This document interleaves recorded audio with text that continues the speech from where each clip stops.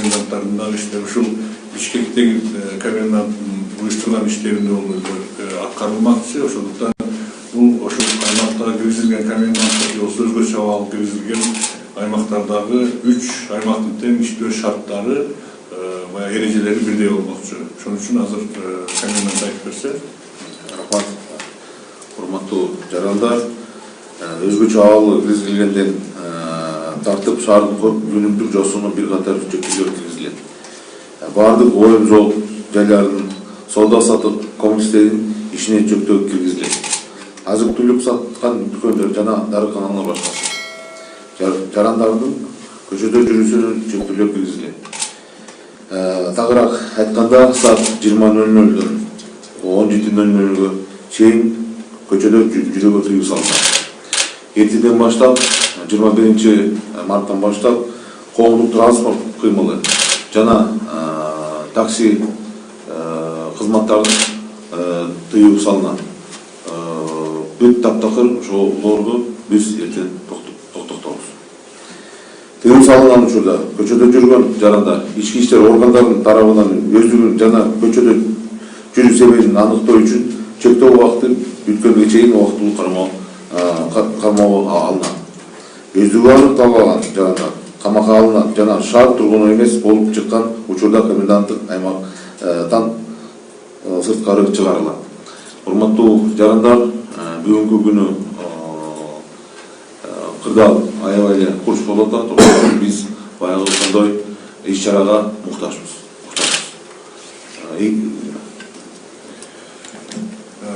Мындай айтканда, мына негизги бүгүнкү өзгөчө кырдаал, өзгөчө абал киргизүүнүн негизги себеби болуп, баарыбыз жакшы билебиз, бүгүнкү күндөгү Кыргызстандагы коронавирус оорусунун пайда болушу. Ошол менен бирге мына эпидемия, пандемия деп дүйнө жүзүндө айтылып жатат. Бул жанагы эгерде биздин жарандарыбыз бири-бири менен катнашын, баягы бири-бири менен мындай байланышын токтотпосок, бул оору тез арада ичинде жайылып, мындай көп биздин жарандарыбыз ушул ооруга чалдырышы мүмкүн болот. Башка буга чейинки же болбосо башка бир убактарда киргизилип жүргөн өзгөчө абалдарга салыштырмалуу бул өзгөчө абалдын айырмасы негизинен биздин жарандарыбыздын бири-бири менен болгон контакттарын азайтуунун максаты болуп эсептелген. Ошондуктан эгерде башка бир учурларда өзгөчө кырдаал коменданттык саат киргизилгенде аларды түнү менен көчөдө жүрүүсүн же болбосо баягы кайсы бир убактарда жүрүшүнө мындай тыюу салып, кайсы бир убактарда мындай бош койгон болсо, бул эпидемия убагындагы киргизилген карантинде, эпидемия убагында киргизилген коменданттык саатта ошол бир сутка бою же болбосо ошол өзгөчө абал киргизилген убакыттын баарында биз жарандарыбыздын бири-бири менен болгон карым катнашын, байланышын, бири-бири менен болгон контактын азайтышыбыз керек максималдуу түрдө. Ошого байланыштуу азыркы киргизилип аткан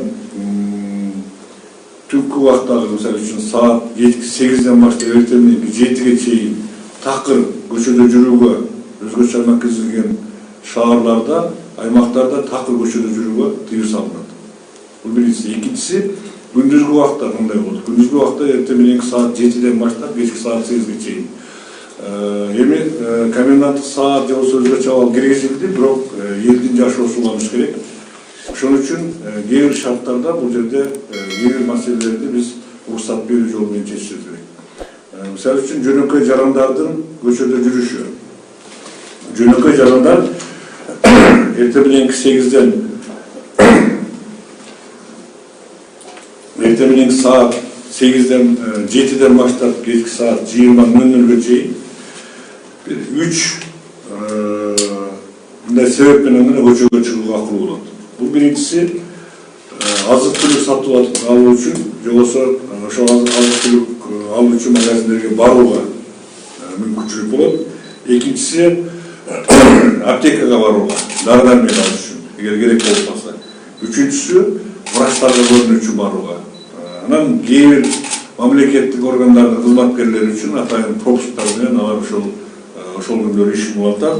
Ага атайын комендант тарабынан пропуск иштелип чыгып, эртең тиешелүү мамлекеттик органдарга же болбосо башка кызматтарга таратылып берилет.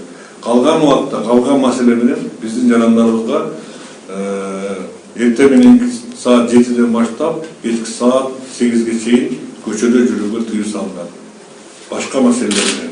Бул биринчи. Экинчиси, түнкү саат, же болбосо кечки саат 20:00-дөн эртең мененки саат 7-ге чейин такыр көчөгө чыгууга тыюу салынган. Элди азык-түлүк менен камсыздоо, элге керектелүүчү күндөр ошол товарларды жеткирип туруу максатында кээ бир ишканаларга, магазиндерге иштөөгө уруксат берилет. Буларга атайын ошол компаниялардын азык-түлүк менен же болбосо чоң супермаркеттердин, магазиндердин жетекчилеринин атайын түзгөн тизмеси менен же болбосо атайын берилген уруксат кагаздары менен. Бул боюнча комендатура иштеп жатат. Бүгүн эртең бул эрежелердин баардыгын сиздерге жеткирет. Атайын биздин өкмөттүн кызматтары, атайын министрликтердин адистери ошондой чоң супермаркеттердин, магазиндердин, азык-түлүк менен камсыздоо турган компаниялардын тиешелүү адистери менен бүгүнкү күндө бул боюнча иштер жүргүзүлүп жатат. Ошол себептен кээ бир ошондой кызматкерлер мүмкүн ошол баягы күндүзгү күнү эртең мененки саат 8-ден баштап, 7-ден баштап кечки 8-ге чейин чыгуу атайын уруксат кагаздары менен ишке чыгышат. Себеби дегенде биз элибизди дары-дармек менен, азык-түлүк менен камсыз кылууну өзгөлтүккө чыгарпай аны жасашыбыз керек. Ошондой эле медициналык кызматкерлерине тыюу салынбайт. Медициналык кызматкерлер дагы атайын берилген уруксат кагаздары менен ошондой иштерди улантууга мүмкүнчүлүк алат. Ошондой эле аптека кызматкерлери, дары-дармек саткандар дагы буларга дагы атайын эрежелердин негизинде уруксат кагаздары берилет. Андан сырткары сырттан азык-түлүктөрдү ташып кирүү маселеси дагы турат. Бул боюнча дагы атайын эреже иштелип чыгып, ошол азык-түлүктөрдү, дары-дармектерди сатып алып келип, ошол өзгөчө абал киргизилген биздин аймактарга жеткирүү маселеси боюнча дагы биздин комендатура бул боюнча атайын өздөрүнүн эрежелерин иштеп чыгып, ошонун негизинде уруксаттар берилет. Бул уруксаттар биринчиден азык-түлүк маселеси боюнча ошону ташып жүргөн биздин жанагы автотранспорт каражаттарына, анын айдоочуларына, ошондой эле ошол компаниянын тиешелүү кызматкерлерине бериле турган уруксаттардын негизинде жүргүзүлөт. Ошону менен бирге жана айткандай эле медициналык кызмат көрсөтүү, медициналык товарларды, дары-дармектерди ташууда дагы ушундай эреже колдонулат. Андан сырткары транзиттик крууздар боюнча мына көп суроолор болуп атат. Мисалы айтсак, мына биздин шаарыбызды аралап өтчү жолдор бар. Аралап өтчү жолдордун баардыгы тозулат. Атайын айланып өтчү жол бар, Бишкек шаарында билесиздер. Мына мисалы үчүн Токмок жактан Кара-Балта жакка өтчү, же болбосо Кара-Балта жактан Токмок жакка өтчү, башка айылдарга өтчү транспорттардын баардыгы ошол айланып өтчү жол аркылуу өтүшөт. Аларга эч кандай тоскоолдук болбойт. Негизи эле Кыргызстандын аймагында дары-дармек, азык-түлүк ташыган биздин чоң автотранспорттардын баардыгына, баардык посттордо республика боюнча өзгөчө абал киргизилген, өзгөчө кырдаал киргизилген аймактардын баардыгында аларга бүгүнкү күндө өтүүгө, жолдо жүрүүгө, кайсы бир жерде жанагы кечээ күнү пайда болгондой бир мындай транспорттун тыгымы пайда болуп аткан болсо, ошол жерден дагы тез аранын ичинен өткөрүп жиберүүгө бүгүнкү күндө президентибиздин тапшырмасы, өкмөттүн тапшырмасы менен ошол атайын кызматтагылар ошол принципте иштешет. Ошондуктан эгерде кандайдыр бир компаниялар, кайсы бир биздин ишкерлер атайын азык-түлүк менен алектенишип ошону ташып келип, дары-дармек ташып келип атышкан болсо, аларга мисалы үчүн баягы орусча айтканда зеленый свет, зеленый коридор, же болбосо атайын ошол жерден өтүү үчүн шарттарды түзүп берүү иштери жүргүзүлөт. Андан сырткары мына Ош шаарында дагы, Жалал Абад шаарында дагы ошондой шаарлар аралап өтүүгө мажбур болгон биздин кандайдыр бир ошо жүк ташуучулар же болсо биздин жарандар боло турган болсо, аларга атайын бир коридор берилет. Ошол коридордун негизинде атайын эреже менен өткөрүлүп турат.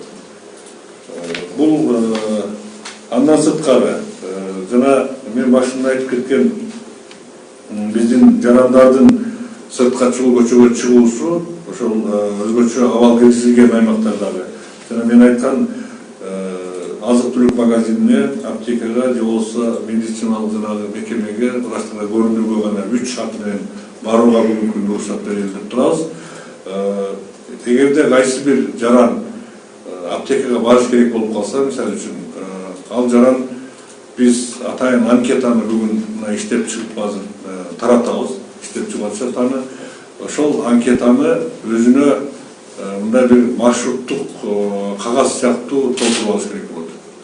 Мунун баардыгы биз түшүнүп турабыз. Баягы кээ бир биздин адамдарга баягы ыңгайсыздыкты жаратып атат.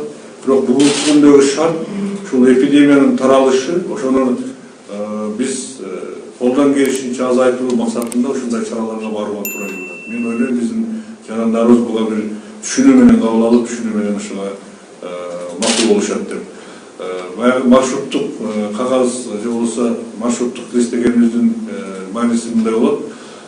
Атайын бир бланк же болбосо бир барак кагазда ошол адамдын өздүгү, анан кийин кайсыл жерде жашаган адреси, анан аптеканын так адресин билбесе, примердик адреси көрсөтүш керек.